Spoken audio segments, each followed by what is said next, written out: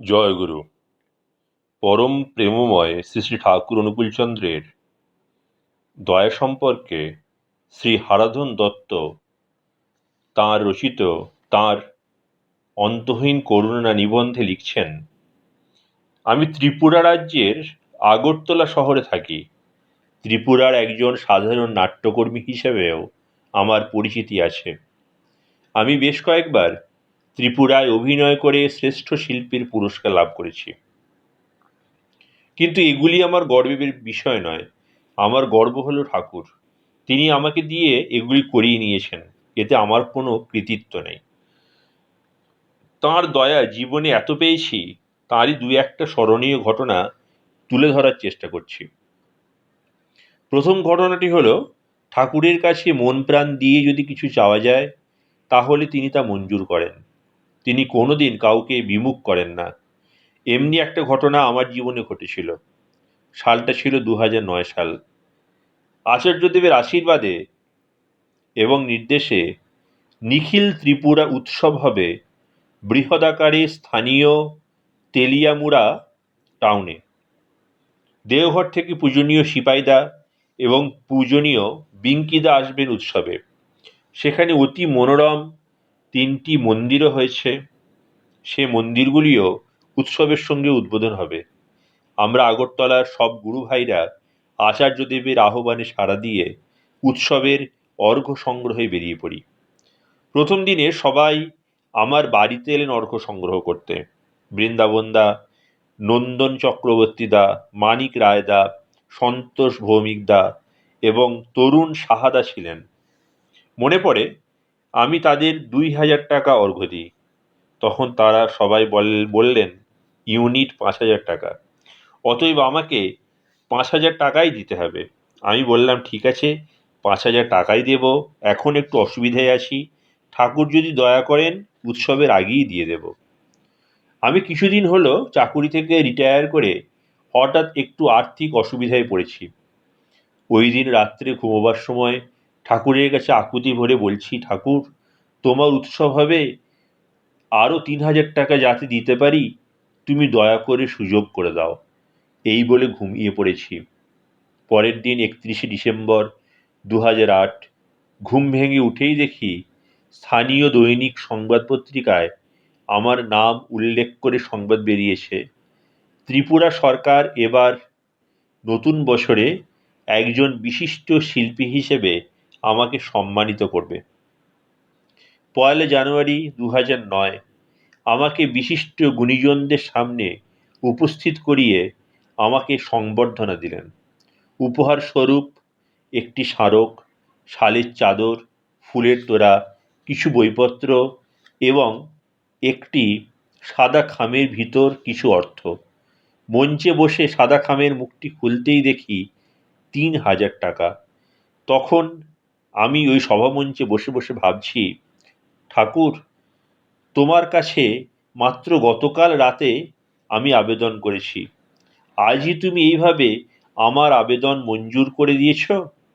সবার শেষে গাড়ি করে বাড়ি আসছি আর কথাগুলি ভাবছি, আর আমার চোখ দিয়ে কেবলই জল গড়িয়ে পড়তে লাগলো। পরের দিন ভোরবেলা ঘুম থেকে উঠেই চলে যাই নন্দনদার বাড়িতে। স্থানীয় ঋত্বিক নন্দন চক্রবর্তীদা। বাড়িতে গিয়ে ওনাকে বললাম, নন্দনদা, এই দেখুন, ঠাকুর আমার আবেদনে সাড়া দিয়ে বাকি 3000 টাকা মঞ্জুর করেছেন। এই নিন, আমার নামে মোট 5000 টাকার অর্ঘ্য জমা রাখুন। নন্দনদা তখন আপ্লুত কণ্ঠে বললেন, সত্যি? ঠাকুরের কাছে আকুতি নিয়ে আশীর্বাদ চাইলে তিনি তাই মঞ্জুর করেন। এইবার আরেকটি ঘটনার কথা লিখে আমার লেখার ইতি টানছি। ঘটনাটি হলো 2005 সালের। আগেই বলেছি আমি একজন নাট্যশিল্পী। ত্রিপুরা সরকারের সঙ্গীত নাটক বিভাগে কাজ করেছি শিল্পী হিসেবে। তাছাড়া বিভিন্ন সৎসঙ্গ অনুষ্ঠানে জোরালো কণ্ঠে আমি সঙ্গীত পরিবেশন করি। একদিন হঠাৎ করে আমার কণ্ঠ রুদ্ধ হয়ে যায়। গলা দিয়ে কোনো কথা বা সুর বের হচ্ছে না। তখন বহু ডাক্তার দেখিয়েও কোনো কাজ হলো না। প্রায় 1 বছর পর্যন্ত কণ্ঠ দিয়ে কোনো কথা বলতে পারতাম না। তখন ঘরে বসে শুধু চোখের জল ফেলতাম আর প্রাণপণে ঠাকুরকে ডাকতাম। একজন বাচক শিল্পীর যদি কণ্ঠই স্তব্ধ হয়ে যায়, তবে তার বাঁচা বা মরা দুই সমান। মনে মনে ভাবতাম, এই কণ্ঠ দিয়ে আমি কত গান গেয়েছি, এই কণ্ঠ দিয়ে অভিনয় করে আমি কত পুরস্কার পেয়েছি, কিন্তু আজ আমার গলাই স্তব্ধ হয়ে গেল। অবশেষে স্থির করলাম, দেওঘরে ঠাকুর বাড়ি গিয়ে আচার্যদেব শ্রী শ্রী দাদার কাছে নিবেদন করব, এবং তিনি যেভাবে বলে দেবেন সেইভাবেই চিকিৎসা করব। পরের দিন আমার স্ত্রীকে সঙ্গে নিয়ে দেওঘর রওনা হই। সেখানে গিয়ে আচার্যদেব শ্রী শ্রী দাদাকে চিরকুটের মাধ্যমে বিস্তারিত সব জানাই, কারণ আমার কথা বলার সাধ্য তখন নেই। সব জানার পর আচার্যদেব শ্রী শ্রী দাদা সোহাগ ভরা কণ্ঠে আমাকে বললেন, কলকাতায় গিয়ে মেডিকেল কলেজে ইএনটি বিভাগে দেখাতে। আমি তখন কলকাতায় এসে ইএনটি বিভাগের হেড অব দ্য ডিপার্টমেন্ট ডাক্তার টি.কে. হাজরার সঙ্গে দেখা করি এবং তাঁর পরামর্শ অনুযায়ী গলার পরীক্ষা নিরীক্ষা করাই।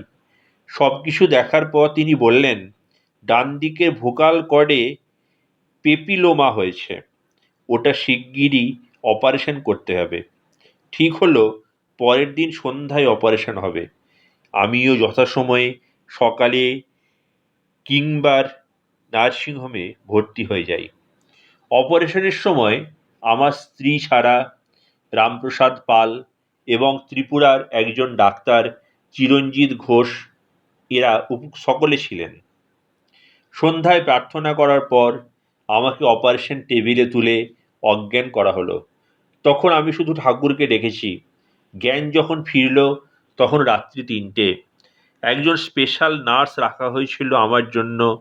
সে আমাকে বলল যে, কাকু, আপনার কাল অপারেশন হয়নি, কারণ আপনার গলায় যে পেপিলোমা ছিল তা নাকি আশ্চর্যভাবে ভ্যানিশ হয়ে গেছে, তাই অপারেশন দরকার হলো না।